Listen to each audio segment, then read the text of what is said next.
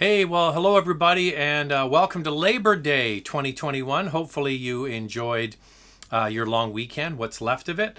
Lots of people tuning in today. I just want to, before we get started, we're going to go through some pictures, get into some news, and then to your questions. We want to welcome Canada Drives to the channel. Canada Drives is the newest sponsor of Motormouth, and Canada Drives is quite unique because it's the only place you can get a car 100% online in Canada. So you go shopping online, 100%. They deliver it. You can see the trailer there. They deliver a used car to your house. And you have a 7-day 100% return it policy. If you don't like the car, you can return it for something else or get your money back. So when you get a moment, go over to canadadrives.ca and have a look around. And of course, Car Cost Canada is also a sponsor of the channel. Sign up using the promo code MOTORMOUTH to become an expert member and save some money on a brand new car. So Canada Drives is for used cars, and Car Cost Canada is for brand new cars. All right, I want to get into a little bit of news for the automotive industry, and a lot of it circulates around the chip shortage, and I'm sure we're going to get some questions on it. So for those that aren't aware, we have this massive microchip shortage worldwide, not only for the car industry, but for industries around the planet. And there are hundreds of little microchips in every new vehicle. So the automatic climate control, you want to turn up the temperature or something, there's a little microchip for that. You want memory for your seats, there's a microchip for that. You want a power operated steering column, memory chip for that. So all of these vehicles we drive are loaded with these chips, and there's a shortage of them. It's compounded because of coronavirus outbreaks in parts of Southeast Asia where a lot of these chips are manufactured. So suppliers are really caught off guard because of the coronavirus. They shut down a lot of the production. Then demand around the world for all kinds of things. People went shopping on Amazon, staying at home. So people were shopping. The production never caught up, and now we have corona outbreaks in some parts of the world, which is affecting production. So that's really hitting the car industry. For example, General Motors has 14 production facilities in North America. Just 4 of them are working right now. Can you believe that? So 10 of their factories are shut down. There's only one F-150 factory that's working right now. There is another one that's going, but they're just running one line. Toyota is down just this month, 360,000 cars worldwide, 80,000 of them here in North America. So yeah, this is a massive problem. So reading all of the news about this, the chip shortage, when it first started, a lot of the manufacturers thought, we're going to get through this through 2021, and by the time 2022 comes around, we're going to be getting through this. Now, that's not the case. A lot of auto experts are saying this is going to be spilling right through next year, probably right through the year, because you have a lot of things happening all at once. The rental car fleets need to be filled. That's a big thing, is rental cars were basically sold, and now they have to replenish all those. Then you have things like hurricane damage in the Gulf and in New York State. So vehicles are going to have to be replaced. So there's lots and lots of issues with getting vehicles into the marketplace. Okay, the other one I wanted to talk about, I'll just touch on this quickly, is J.D. Power came out with their initial quality study. And a lot of people are surprised by who's at the top. So last year, if you're not aware, Dodge did very, very well with the initial quality study. Well, they repeated. Ram and Dodge are number 1 and 2 in initial quality. So this is a quality study, excuse me, of the first 90 days of ownership. And you might think to yourself, well, first 90 days of ownership isn't really a good barometer of a quality of a car. But it is actually, because it's basically a bellwether for how the car is going to be down the road. And a lot of the issues that people have with cars are things like the infotainment system, Bluetooth connectivity, all of those sorts of things, which really will show up in the first 90 days of ownership.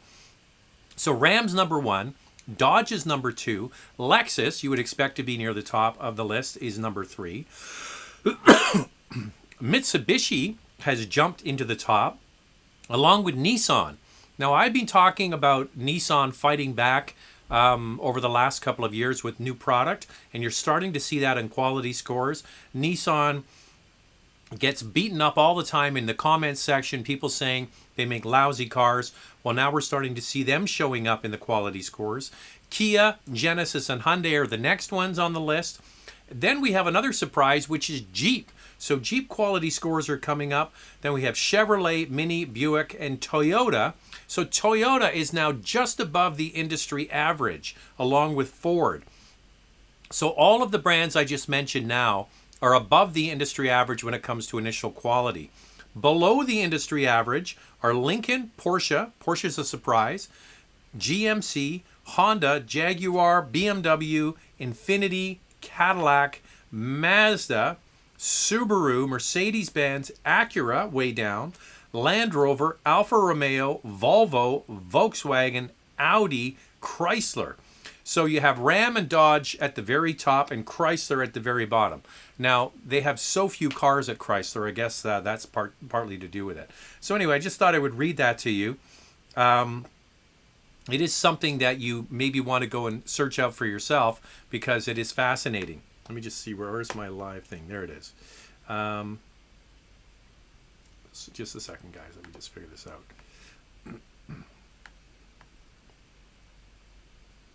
Okay, here we go. So now we're going to get to some pictures. There's not very many came in last week. If you want to get a picture in, you can send it to me, Zach@motormouth.ca, ZACK@motormouth.ca, or ZACK if you're in the United States. The first one comes from Eric from Montreal, a longtime viewer and taking part in the live show. Eric has his weekday car, which is the GTI, which looks fantastic. And this year he picked up, he's a young guy, but he's an engineer, picked up a 996 Turbo with a beautiful Metzger engine in there, and he's really enjoying that car. Next up, this one came from Martin, who basically said that he tried the Porsche Drive, which is the Porsche Rental system where you basically can get the car for a day or 2 or 3, and he said it's the best money he's ever spent. He got a Cayman GTS 4-liter PDK, and he also told me that he has an Estoril Blue 3 Series. I said, well, I want to see a picture of that. So there it is. He's got a 335i rear-wheel drive manual transmission in Estoril Blue. Now that is a really nice car. Okay. I think we have already a super chat in here from our good friend, Jerome. Where is it? Oh, I got a lot of comments and questions coming in already. Here he is. Subscriber Sept, cheers to the most boring and pointless Canadian elections in history. Can we vote yet? I'll have a sip. Jack's not here. He's at work. He's working at the grocery store. So I don't have my beer runner today. Yeah, if you're outside of Canada, there's a federal election happening right now. Very different than the United States. Federal elections in the U.S. seem to last like a year. In Canada, it's only 5 weeks long, the election. And it ends in 2 weeks on the 20th of September. And I don't know, we might have a change in government. We might have the exact same thing we've got now. But anyway, it's interesting to watch. I'm a big political junkie, so I get off on the whole election. Yeah, Jerome, you might find it not that fun, but I think it's kind of fun. Hey, Zach, hope you're doing well. With the chip shortage, when do you expect to see inventory and prices return to normal? Seems like USA was hit first, followed by Canada, maybe next year. So I just read out a little bit about that. The chip shortage isn't going away anytime soon. Used car inventory is very tight. New car inventory is tight. The chip shortage seems to be spreading to even more brands. So I would expect this to be lasting well into next year, maybe all the way through next year. Hey, Zach, what would your choice be? A base 718 Cayman or a BMW M240i for a weekend car? Well, you've got the turbo 4-cylinder in the Cayman, and you've got the beautiful inline 6-cylinder in the BMW. But a Porsche is still a Porsche. I would give the handling nod to the Cayman. It depends what your priorities are. If it's just having a nice car to drive and good handling, then the Cayman would be the one to get. Plus, for resale value, is very, very strong. If it's more about wringing the most out of the engine, maybe the inline six-cylinder in the BMW might be the way to go. I don't think there's a wrong answer between the two, to be honest with you. You know me, I'm a Porsche guy. I like Porsches. Do you know a Vancouver car reviewer, Trevor Hoffman? A son is a friend of mine. The Hoff? Of course I know the Hoff. Why is Lexus even bothering with the 2022 NX or any future products when they are so uncompetitive to everyone else? Heck, even the new Tucson, Sorento, Santa Fe, or GV70 are simply better than the NX. How could you write stuff like that? That is just nonsense. First of all, you haven't driven the new NX. You have no idea. It's not out yet. And what do you mean it's irrelevant? It's got a base gas engine, same as the RAV4. It's got a turbo gas engine, higher performance model. It's got a hybrid. It's got a plug-in hybrid. And there's one other I'm missing in there. It's got this massive array of available options, which, as you know, is similar to Hyundai and Hyundai's with the Tucson and the Santa Fe. But to say that it's uncompetitive, I would disagree with you, because, you know, quality is always there with Lexus, and resale value certainly is there. Hey, Zach, you were right. Election time in Canada, and every party promises more subsidies for electric cars. Meanwhile, not a word on public transportation in cities that need it. Well then. So, Jerome's picking up on a theme I've been talking about for a long time. I am not a fan of giving individuals money to buy a personal car. I think that is just totally asinine, giving somebody $5,000 federally to buy an electric car, and then here in BC it's another $3,000. In Quebec it's another $8,000. So you're paying somebody to buy personal transportation. I think that's ridiculous. The money, in my opinion, and even more money in infrastructure, should be going into mass transit, high-speed trains, subway systems. I always reference going to Japan, for example, and seeing in Tokyo the light rail, the subway system they have. You want to make a big impact for everybody. It's mass transit, because people who don't have a lot of money, they take the bus, they take the subway, they take the train, and you would be giving them more options for transportation. Do we really need somebody getting $5,000 off a $45,000 car? I don't think that's the best use of our money. But it's election time, and all they do at elections is try to buy your vote with your own money. Not even your money, your kids' and your grandkids' money.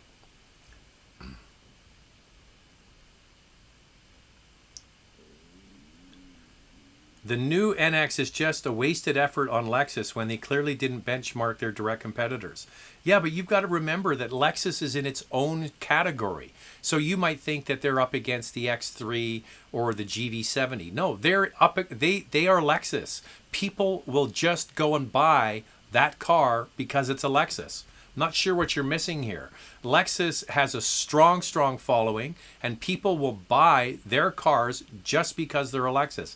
The same way that people buy Toyotas just because they're Toyotas. They have earned that reputation over decades of producing high quality cars that don't really break down and get amazing resale value. Those are major compelling reasons for people to just go to a Toyota store and buy a RAV4, or just go to the Lexus store and buy an NX. There's a lot of people, they don't even look at anything else. They just go and buy their new NX or lease it because it's going to deliver the mail all day long. I don't think that Lexus is too worried about that. We have more super chats here. If you have to get a question in, you can always do a super chat. Hey, Zach, new sub. Nice review of your Toyota GT. Oh, this one here, the Celica GT. Which would you pick, GR86 or BRZ, or either manual or automatic? I haven't driven either of them yet. They haven't arrived here, so I'm really, the chip shortage is one thing.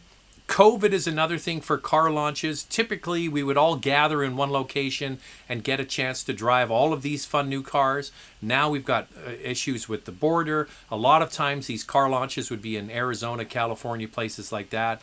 Now we have issues getting back and forth across the border with COVID tests, all this kind of stuff. So unfortunately, I don't have an answer for you.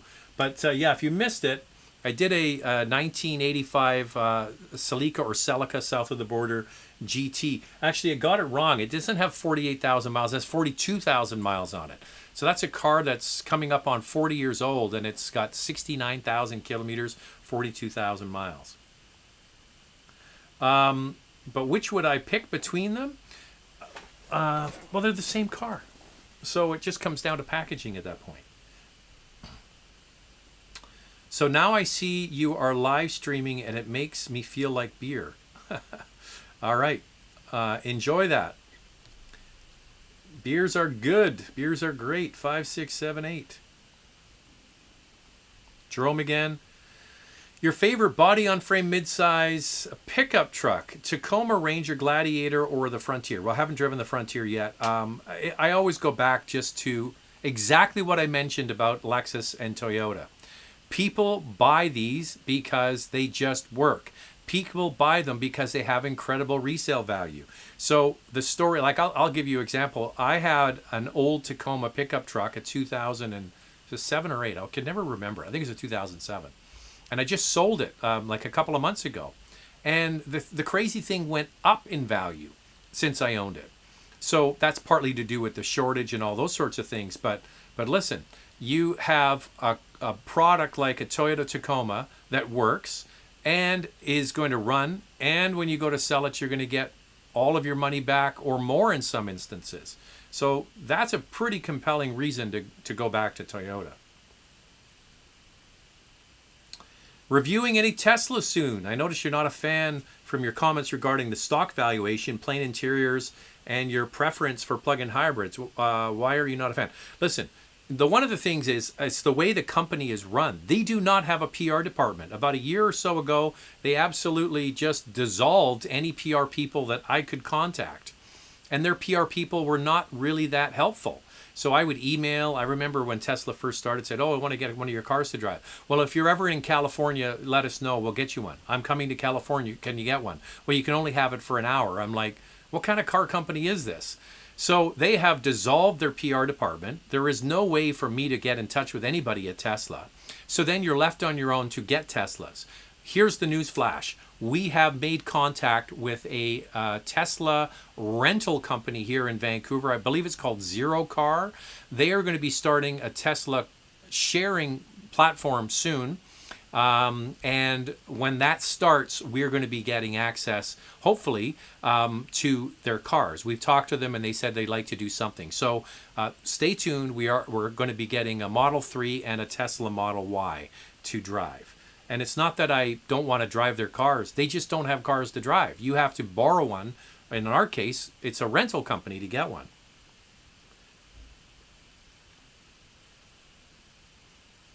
Oh, this is somebody writing in here saying this. It hasn't even started. We've got loads of questions already. Gotta love it. All right, 200 people on board and 48 people with a thumbs up. There's one thumbs down. Hey, I got broad shoulders. I can take it. If you want to give us a thumbs up, that would be good. You can get the count up for that. That's great. Do we need all-wheel drive while living in Toronto, or front-wheel drive with good winter tires and good enough for commuting in the winter? Absolutely, you do not need all-wheel drive. You need a good set of winter tires. If you have a front wheel or even a rear wheel, modern car today comes with traction and stability control, and invest in a good set of winter tires from a reputable brand. Don't go on the cheap. Don't buy any of those cheap Chinese tires that come into the market. You want to go with reputable brands, like you want to go with Bridgestone, Pirelli, Michelin, Continental, Toyo, Yokohama. The names you know. Nokian is a very reputable brand for winter tires. You want to go with the brands that you're aware of and spend the money. Don't be a cheapskate. buy good winter tires and you will be just fine, especially living in a major urban area like Toronto where they get the salt and they clear the streets fairly quickly. And also drive within your abilities. You'll have no problem. I always reference the province of Quebec that has mandatory winter tire law, which kicks in November and goes through till April, I believe. So in Quebec, by law, you have to have winter tires on your car. Makes so much sense for a northern climate. And loads of people in Quebec drive inexpensive front-wheel drive only cars, and they get around just fine. But they're also animals on the road too. They love driving in Quebec. Hey Zach, what do you think of the Lexus IS 500F Sport Performance? Do you think it has a place in the market, or is already overshadowed by the competition? I think it totally has a place in the marketplace. The IS, the F Sport and the 500, these cars now, the original ones are really quite collectible. I think Jacob from the Straight Pipes has one. I think he's got one of those. But absolutely, it's the high performance sedan for people who don't like or don't have an appetite for high maintenance. So you think about it. You get a Lexus, you get the known quality and reliability, but you get a high performance car. Can't wait to drive it. Hey Zach, with 4 cars in your driveway, how do you keep on top of maintenance as well as remembering to run each car once in a while? We have 3 cars. Are you talking about your driveway or my driveway? The main thing is just to drive them when you can, is rotate them. It's not really that hard. For us, for the maintenance, I have an annual service that we don't drive a lot of kilometers, like a lot of distance. So our cars pretty much are on an annual service, and they're all staggered through the year, so I know when that is. I don't find it an issue.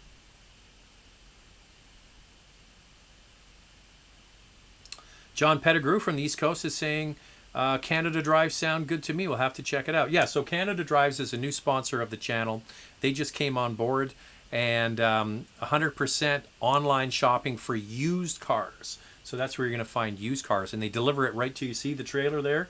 They bring it right to your door. And Car Cost Canada is for brand new cars. And here's Jerome again saying, I just wanted to underline one thing. Car Cost Canada, it really works, guys. You pay a couple of bucks to save thousands. I saved $2,000 on my Willys Wrangler with that thing. Not paid to write it. Well, there you go. Appreciate that. He spends all of the money he saved on Super Chats. And for that, I love it. Why have used car prices risen in the U.S. but not in Canada with a chip shortage? Used car prices have gone up. I don't know what you're reading or how you're finding that information. Used car prices have gone up. Yeah, absolutely. Hey, Zach, thanks for all the videos. You guys were able to convince my wife to let me buy a Telluride. We hope to take delivery this week. Good vibes. I love the Telluride. I think it's fantastic. I think you made a great choice there. It's got a 3.8 liter, 8-speed automatic. Looks cool. Love the interior. Love the dash. Well done. Enjoy it when you get it. Stinger, new 2.5 liter turbo GT line versus Veloster N. Which one would you pick as a fun daily driver? Well, these couldn't be more different. Veloster is tiny, and the Stinger is big. You know, you think about the G70 from Genesis. The Stinger is bigger and longer than that car and weighs, I think, roughly 400 pounds more. So the Stinger is a big sort of quasi-luxury touring car, where the Veloster N is a little pocket rocket. So they couldn't be more different. Power Stroke, Cummins, or Duramac? Which one is your favorite? I think you've got to go Cummins just for reliability and long-term durability. I mean, the guys that have the Cummins diesels absolutely love them. Plus, you have the ability to use engine braking. Saves a lot of brakes. If you're trailering and you want to save a lot on brakes, you can do that with the Cummins diesel engine. So I think that the known longevity of the Cummins diesel engine is its biggest selling point.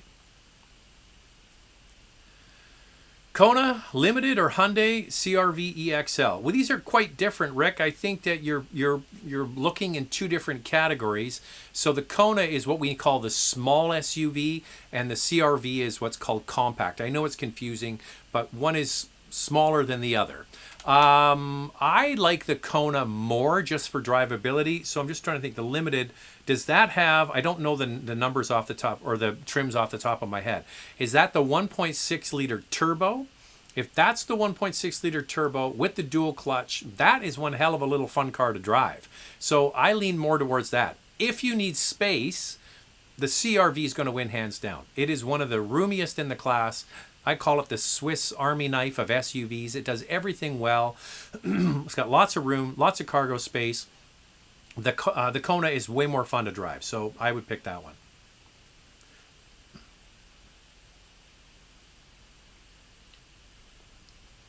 I'm curious about rental fleets needing to be refilled. Did rental companies just sell all their vehicles? I mean, they knew it'd cost a ton to refill. I don't get the move financially. You've got to remember that some rental car companies are an extension of car companies themselves. So they have a real relationship with each other. You got to know that a lot of vehicle sales goes into fleet sales. It's a big contributor to the bottom line of car companies. So car companies are always working with rental car companies to continually roll over their fleet. So rental cars don't stay in the fleet and get hundreds of thousands of miles on them. They get up to a certain point and then they're sold, so they absorb that depreciation. You got to remember, when they buy a Ford, whatever it is, they're paying the absolute bare minimum fleet price for that car, and then they sell them in auction. And often they don't lose a ton of money on them because they're getting people bidding on those. So the car companies rely, it's a symbiotic relationship. The car companies rely on a continual flow of their inventory going into fleet. The fleet uses it to a certain number of miles or kilometers, and then they're sold on into the used market, and then the dealers count on them as used cars to sell. So this continual flow of automobiles is what the car industry banks on. So a large percentage of bottom line for car industry, for car companies like Ford, General Motors, and Stellantis goes into fleet. The fleet use them, and then they sell them on. Now, that all got screwed up with COVID. So now they're trying to catch up, and then with the chip shortage, and then those used cars that they usually get from the rental fleets aren't coming either. So it's a real kick in the ass, to be honest with you. Do you think we'll see a refreshed 2023 Camry along with an all-new Mazda 6 next year? Mazda 6, no, but Camry will probably be due. I'm not sure exactly what year it's going to be refreshed, but it seems about right that they're getting set to redo that one, but Mazda 6, no. Why don't automakers make infotainment that allow Apple Android OS and screen mirroring? That's what people want. That's what we have. It's called Apple CarPlay and Android Auto.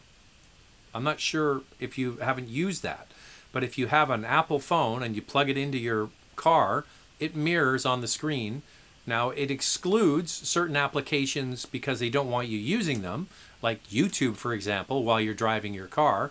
They want to use functions that you use the phone, Spotify, stuff like that. Maps, those sorts of things will be mirrored on the screen. So they do. How does the Ford Super Duty score in quality? Well, yeah, that's a quick Google search, my friend. Will find that for you. Corolla Cross Hybrid is available in Asia. I wonder why Toyota's holding back in the rest of the world. Shortages again. No, I think what's going to happen is Toyota will introduce the Corolla Cross and then eventually replace it with, not replace it, but add in a hybrid model. There's going to be so much demand for that vehicle when it finally hits the dealers. This is a hot category, as we know. The small, once again, small is smaller than compact, utility market. We're seeing vehicles like the Kona absolutely explode in sales. Kia has some hot properties. There's the Kicks and others that are in that space. So Toyota is coming in now finally with the proper product. The CHR was not ever meant to be a Toyota. It was supposed to be a Scion. It was designed as a Scion. It was shown as a Scion, and they rebadged it at the 11th hour and brought it as a Toyota. So getting a real Toyota small SUV in the marketplace is going to do very, very well. So probably in the cadence, probably 18 months, 2 years after it's been in the market, it'll probably come with a hybrid.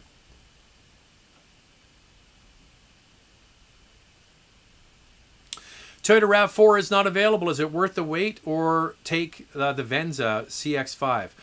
Listen, if I were you and you really like the RAV4 hybrid, just order one and wait for it to come.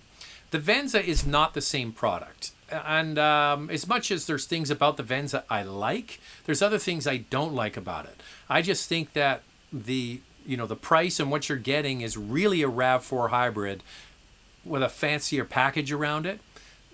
The real value is in the RAV4 hybrid. So work with your dealer, order the car, and wait for it. You will not be disappointed when it comes time to sell that car down the road.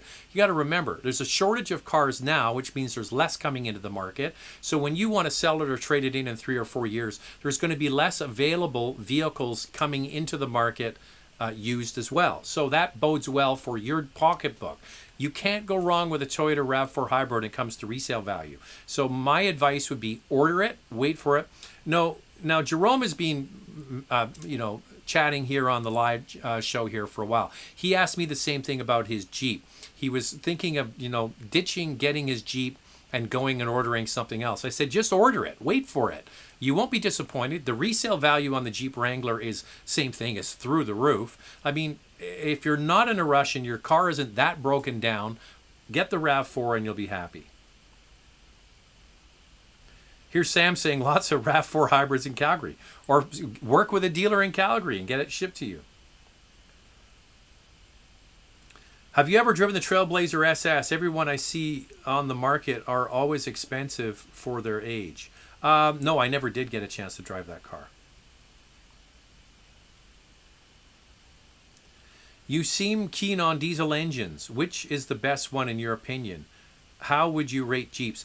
The Jeep and the Ram diesel had issues initially.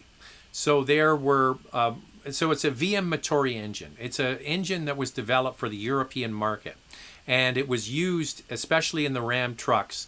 And it really wasn't the right match for, 1500 pickup truck. And there were failures with that engine. And many of them had to be rebuilt. From what I understand, that VM Motori engine has been made more robust and now reintroduced into the marketplace for Jeep and for Ram. And from what I'm hearing, talking to the dealership that we deal with for picking up and drop-offing cars, the new ones are more reliable. So I liked, unfortunately, you're not going to get them anymore, a lot of the German diesels that just aren't sold any longer. So we do have diesels. I think the inline Duramax engine, we had it in the Yukon recently. Fantastic engine. Same engine that's used in the Escalade and the Silverado and so on. It's used extensively by General Motors. So that one I like to drive. But unfortunately, we don't get those TDI engines anymore. Daimler's out of it. BMW had fantastic diesel engines. The most powerful and the most fun to drive were the BMW engines, just don't get it anymore.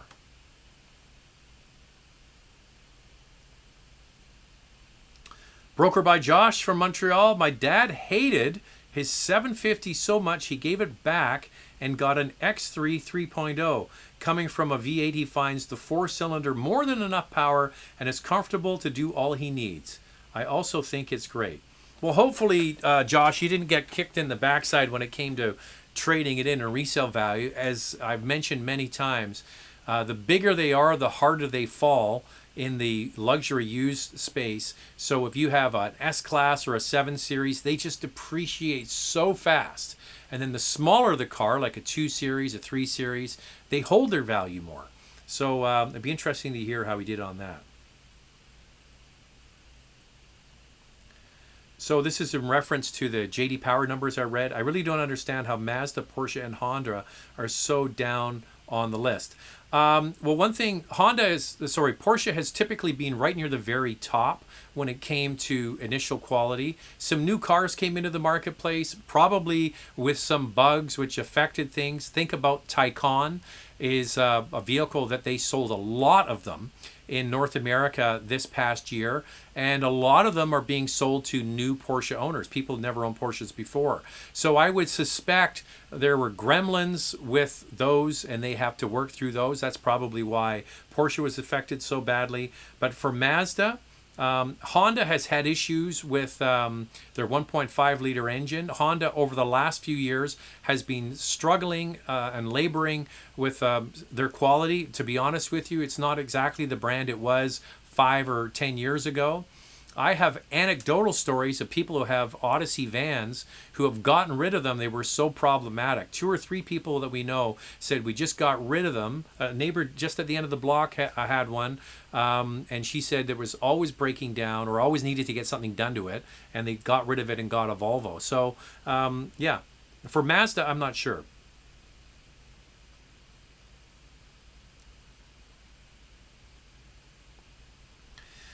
Marky Mark, are you watching the Hyundai presentation on hydrogen fuel tomorrow on YouTube? No, I'm not. We're shooting tomorrow, man. I do know a bit about the Hyundai hydrogen. We have Hyundai hydrogen vehicles sold here. I think what they're going to do is just expand that to other vehicles, but we'll have to wait and see. Hey, Zach, thoughts on Honda Passport versus Atlas Cross Sport? Both of the same theme. So you're talking about 7-passenger vehicles that were made into 5-passenger vehicles. The Passport, I think, is both of these vehicles, in my opinion, both of them are. I think the pricing's not right. I think that what you get with the 7-passenger is more vehicle. I don't understand Honda's pricing for the Passport, and the same thing with the Atlas. I think that the pricing on that thing is a bit out of whack.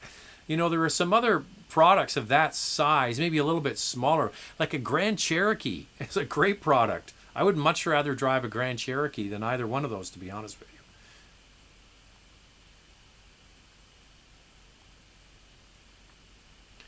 Any update on the Ioniq 5 or the Kia version? No, we just sit and wait. That's all we do. We sit and wait and hope that we're going to get these cars whenever we can.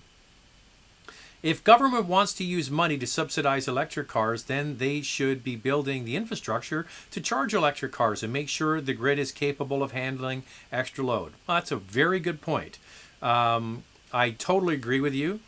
The infrastructure is, if we, like right now, we're running in nationally around 2.5–3% electric cars.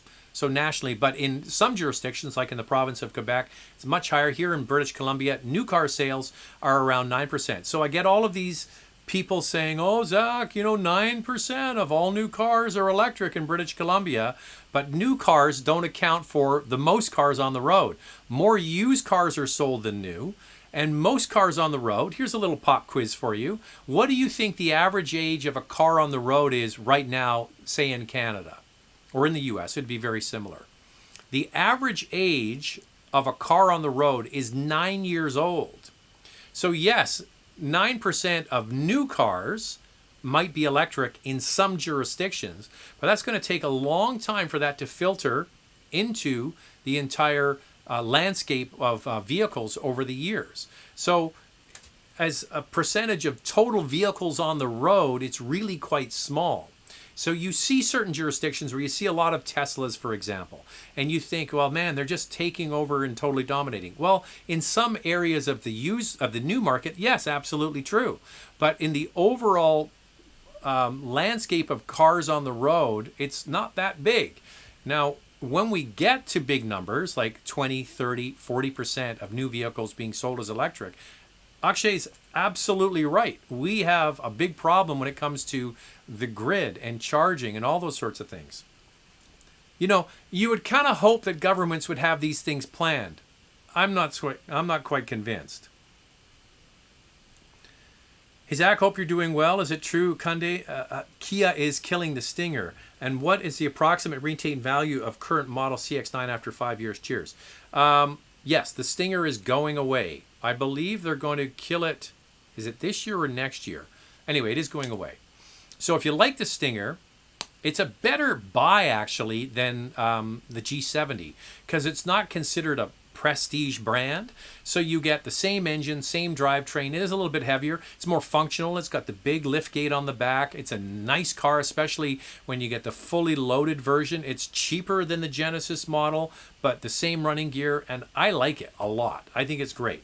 Now, what's the retained value of the CX-9 after 5 years? Off the top of my head, I don't know. Google search will find that for you. Hey Zach, looking for a used 16 to 18 3 Series BMW for daily driver. Is the 330 or 340 better? Twin turbo 4 versus it's not a twin turbo 4, it's a twin scroll, or the inline 6-cylinder. Listen, if you can afford the inline 6-cylinder to buy it and to run it, because of course it uses more fuel, you will not be disappointed. That is a fantastic car. The inline 6-cylinder is one of the best engines made by BMW, and they've been doing it forever. So I would say if you can afford the 340, get the 340. It's going to cost you more in fuel, but you will love every minute driving it. Absolutely, hands down. And cruise over to canadadrives.ca and see what you can find on there.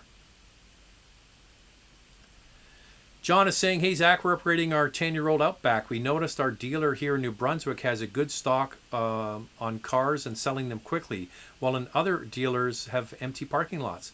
I don't know, you might just be lucky that your dealer has some stock. You might want to check back because it could be all sold. So I don't know what to suggest. If you're thinking of getting the Outback, I strongly urge you to get the Turbo.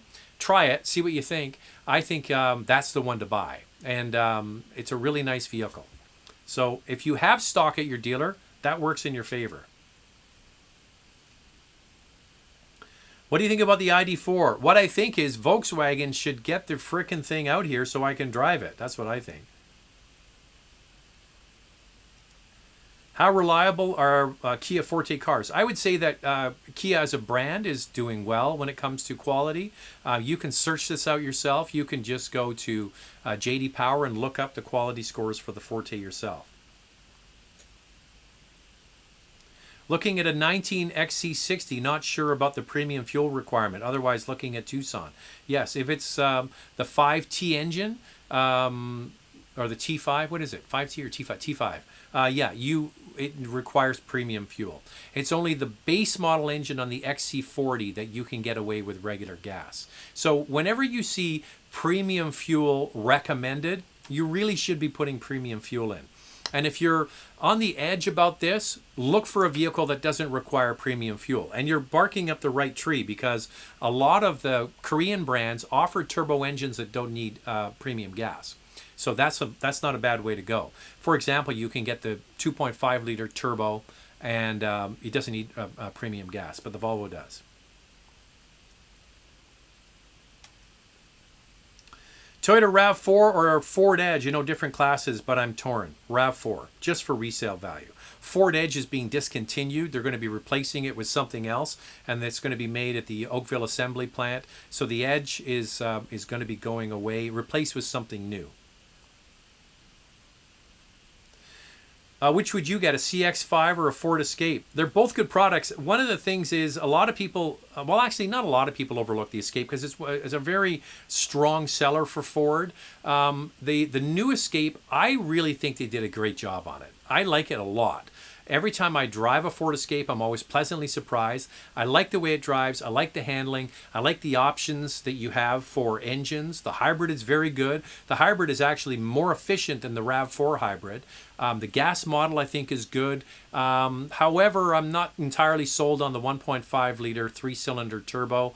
The one I had a chance to drive was the turbo 2 liter that's got like monster power.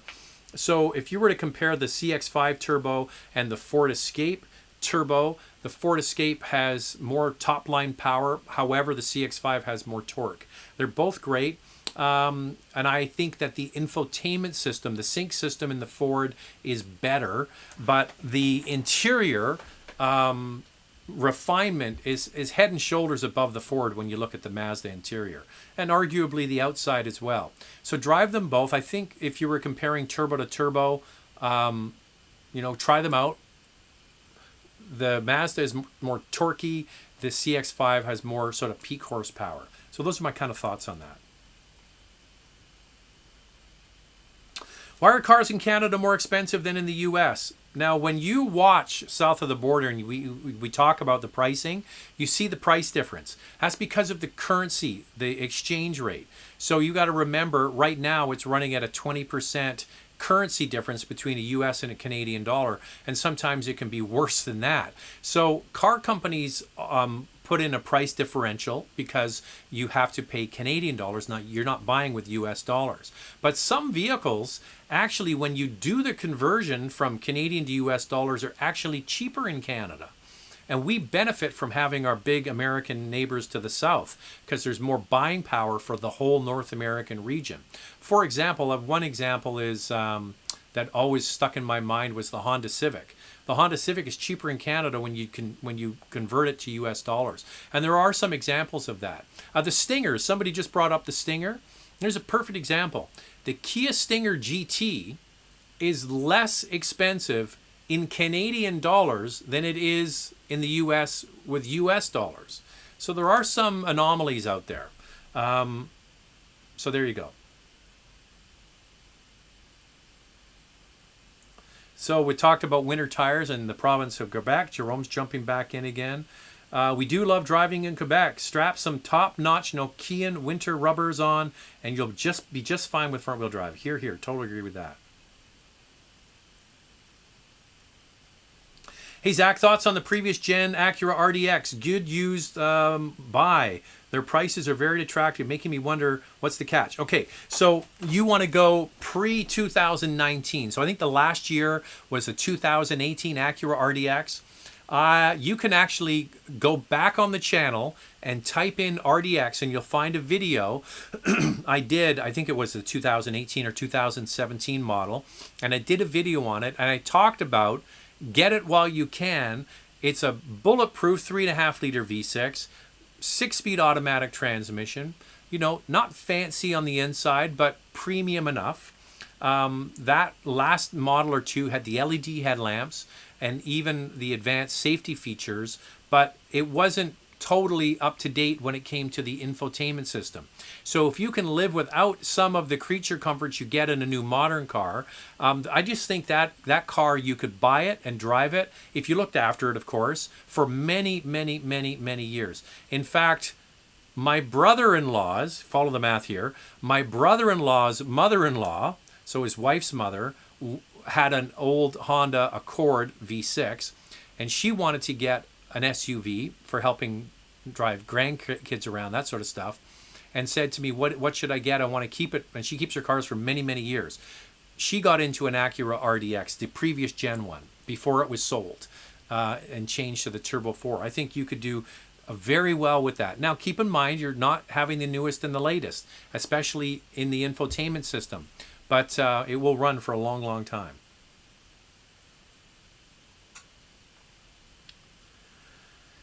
All right, we have a super chat here. Why the endless fixation with other increased infotainment screen sizes? Do we need 12-inch screens to tell us what radio station we're on? Ben, God bless you. You're exactly what I have been saying.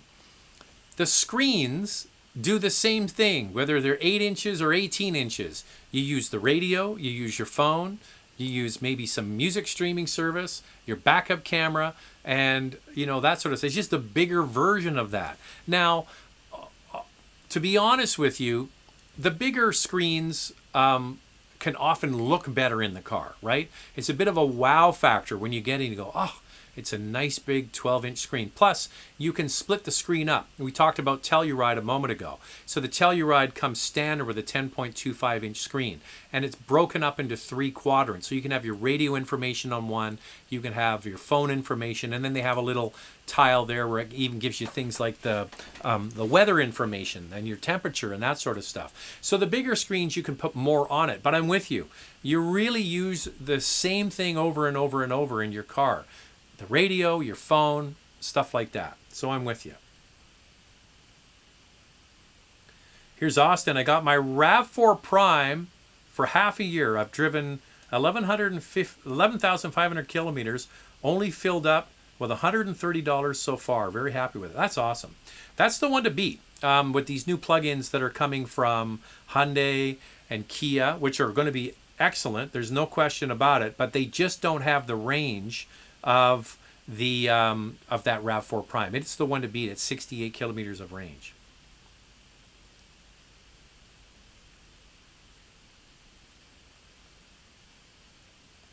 Slick Ricky Johnson, do you think the Kia Stinger... Sorry, we've already gone over the Stinger.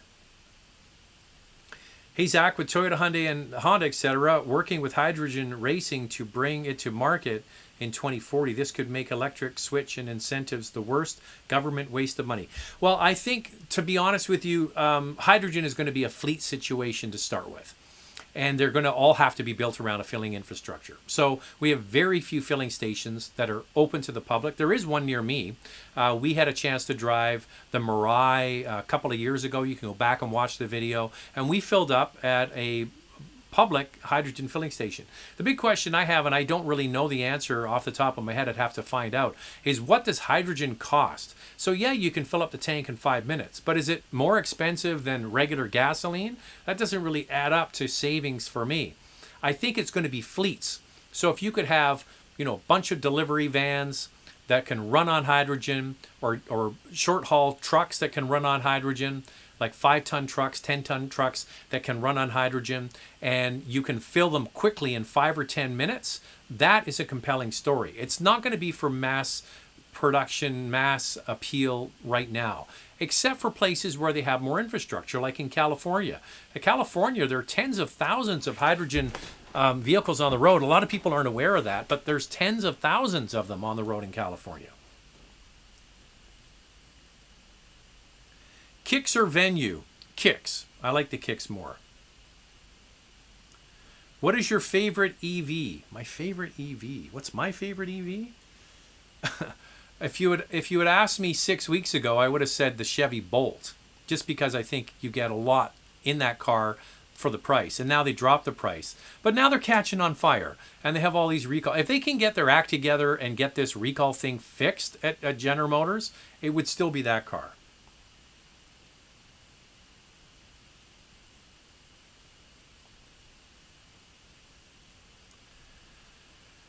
Have you seen the new Kia Sportage, and what are your thoughts? Yes, I've seen pictures of it. Can't wait to drive it. It's based on the Tucson platform, so I think that is going to be very exciting, because in my opinion right now, the Tucson is the vehicle to beat for Car of the Year. Have you driven the Kia Carnival? Any thoughts? Yes, the Carnival video is on the channel. Susan, have a look at it. Andrea and I did a full, long video on it. So we have all of our thoughts on there. I think the Carnival is a bit of a stunner to look at, and a nice alternative in the minivan segment. So not with the all-wheel drive. Of course, you can get that in the Toyota. I would say I prefer it over the Honda. And now that they've gotten rid of the V6 in the Sienna, I'm losing my train of thought here. In the Toyota Sienna, it's going to be a compelling story. So go back and watch the video that Andrea and I did. We did it just a few months ago in the spring.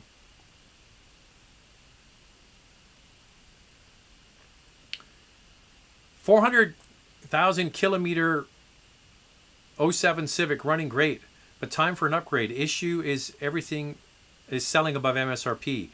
It's in my blood to get a deal no matter what. What do you think? A year from now, things will be back to normal. I don't know, and my gut tells me no. I just was reading a bunch of stories on this. The chip shortage that's affecting everybody in the industry is going from bad to worse. A lot of the car executives thought by now it would be well under control. But as I mentioned, General Motors has 14 plants around North America. Only 4 of them are running right now. There's only one F-150 plant running, and the second one is down to just one shift. 80,000 Toyota products are going to be missing from the market this month due to slowdowns. 360,000 Toyotas are not being built this month, just in 1 month around the world. Then Stellantis had a bunch of shutdowns. This isn't getting fixed anytime soon. So here's the good news. You have an '07 Civic with 800,000 kilometers. An '07 Civic with 400,000 kilometers on it. You could probably sneak out another year out of it if you give it some TLC. Or just order one, whatever you want, and just pay MSRP. And don't forget to use Car Cost Canada. There are some cars out there that are kind of unloved. If you're looking for a deal, if I was looking for a deal, I would look for a mid-size sedan, but not a Camry or an Accord. I would go down a little bit. I would look at like a Legacy. If there's any Mazda 6 still kicking around.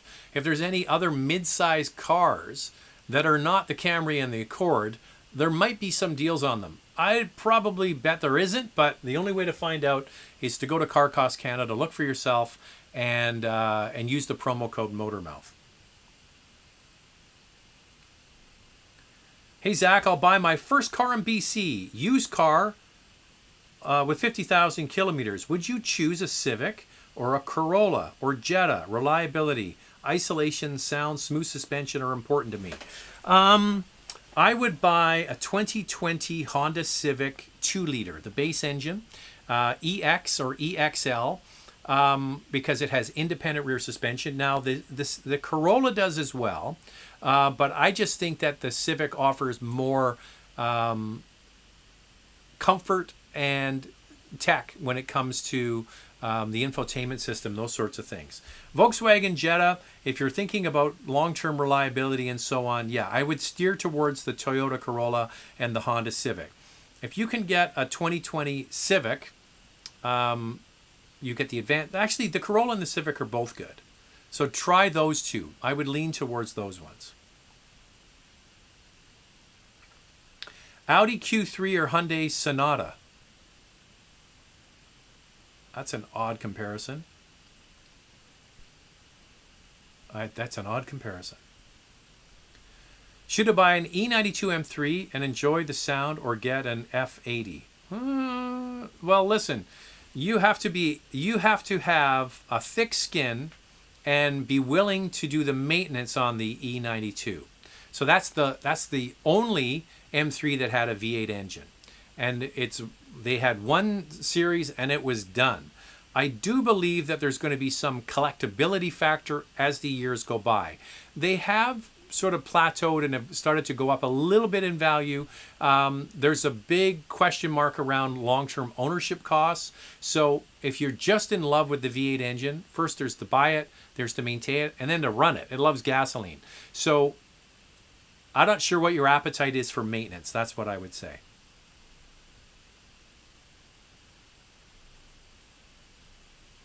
We have some super chats here. What are your thoughts on the Defender? What trim would you go for if you were getting one? My thoughts on the Defender is I wouldn't touch it with a 10-foot pole just for reliability. I just don't think that it's ready for prime time yet. It just came out in the last year, and I just don't think that Land Rover Jaguar's reliability is there. I just couldn't get behind it. So let it get in the marketplace for a few years. Let Land Rover fix any bugs that are with it, and there are bugs around it, and that's what I would do. There was somebody I ran into, I was at Core Cars doing one of the old classic cars, and there was a guy there bringing one of his classic Porsches in to sell, and he had a Defender, and I said, how's your Defender going? And he said, oh my God, it's been in all the time getting fixed. And I've heard these stories from several people, so I just can't get behind it to recommend it. Wait a while. If you really love it, and it's a cool vehicle and it does some cool stuff, but I would wait at least 2 years before I touch one of those.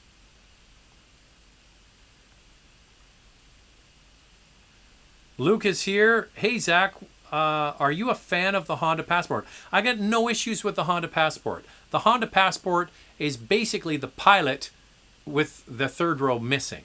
They made it a little bit shorter and sportier looking with the black trim and the dark wheels and all that kind of stuff. My issue with the pricing of it, I just don't think that the pricing of it is competitive when you can just get the Pilot with, the extra seats for a pinch, and go and crunch the numbers on it. I just don't see a compelling story on price. I got no issue with the car. I just think it's the price.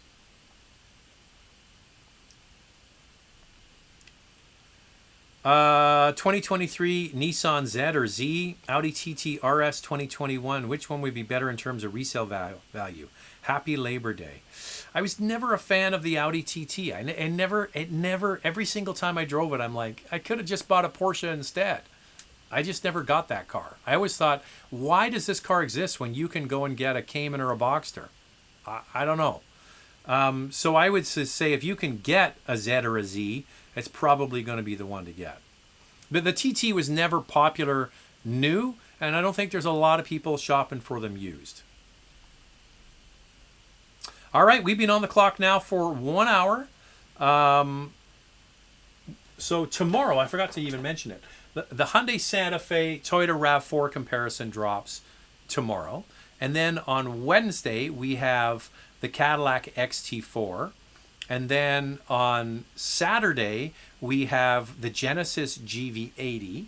And then on Friday, there'll be some cool older collectible car. I'm not sure what it is this week, but I'll be going and shooting that this week and getting my hands on it. So lots going on the channel. Don't forget Car Cost Canada. If you're shopping for a new car, you're going to need all the help you can getting a deal, but with the way the market is and the chip shortage and all that. So sign up, use the promo code Motormouth. You're going to need all the help you can. And if you want to get a used car, CanadaDrives.ca, new sponsor of the channel. Surf over there and have a look around. You buy the car online, they ship it right to your house, and you have a 7-day return it, basically warranty. If you want to change the car, they'll do that for you. So check it all out. Thanks to everybody that's been on here today. It's a holiday Monday. We're all done now. We'll speak to you next Monday. Have a great night, everybody.